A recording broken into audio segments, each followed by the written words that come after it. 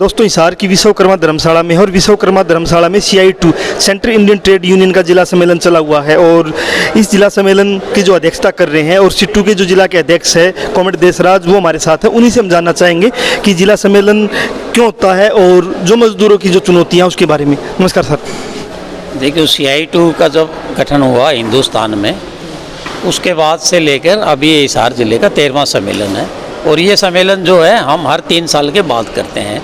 3 साल में टोटल जिला की, पूरे हरियाणा की, पूरे देश की मजदूर स्थिति पे, मजदूर आंदोलनों पे पूरा गहन हम लोग इस पे विचार करते हैं। उस पे देश की जो सरकार है, चुनी हुई सरकार, उसकी नीतियाँ क्या है, उसके ऊपर हम चर्चा करते हैं। यहाँ पर एक दिन का ये हमारा सम्मेलन होगा ये। और आज जो सम्मेलन जो अभी चला हुआ है, विशेष तौर पर उसमें जो हम अभी तक जो चर्चा हुई और अभी जो चर्चा होने वाली बाकी है, अभी तक हमने 2 प्रस्ताव हमारे डेलीगेट साथियों के सामने रखे हैं। उसमें मुख्य मुद्दा है महंगाई का।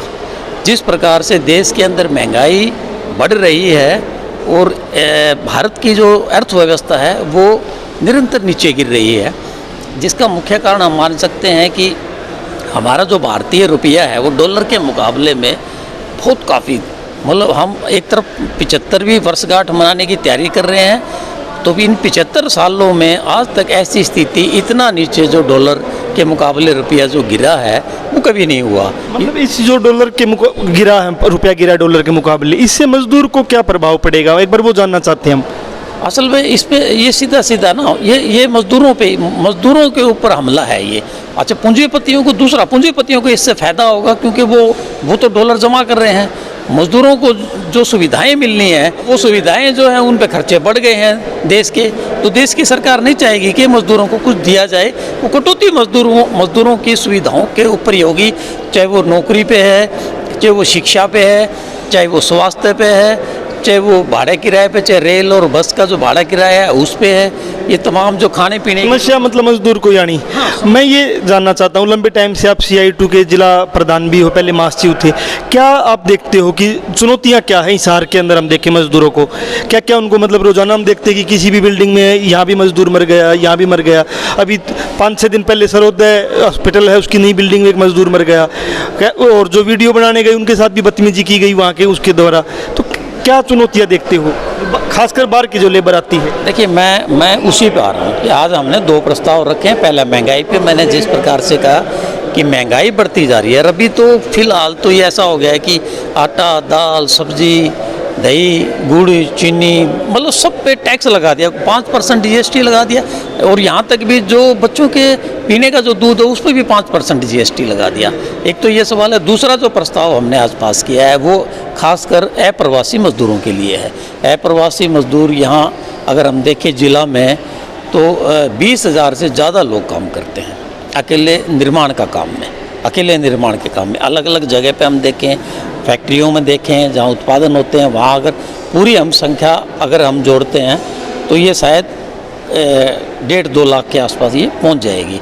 और ख़ासकर क्योंकि मैं निर्माण जो संगठन है हमारा उसमें भी मैं काम करता हूँ, और निर्माण मजदूरों का तो इतना बुरा हाल है। जो सामाजिक सुरक्षा की गारंटी का जो कानून बना हुआ है देश में 1996 में और हरियाणा में 2007 में, उसमें भी ये कवर नहीं हो पाते हैं प्रवासी मजदूर, और ना ही सरकार की कोई ऐसी कोई अभी कोई संभावना सी नज़र आ रही है कि ये होंगे।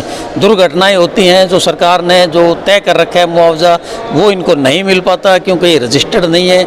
ये जहाँ रहते हैं वहाँ भी कोई ऐसी कोई मूलभूत सुविधाएं नहीं है, बिजली नहीं है, पानी नहीं है, इनको मच्छर काटे, कुछ भी काटें, सांप काटें, मतलब कोई पूछने वाला इनको नहीं है।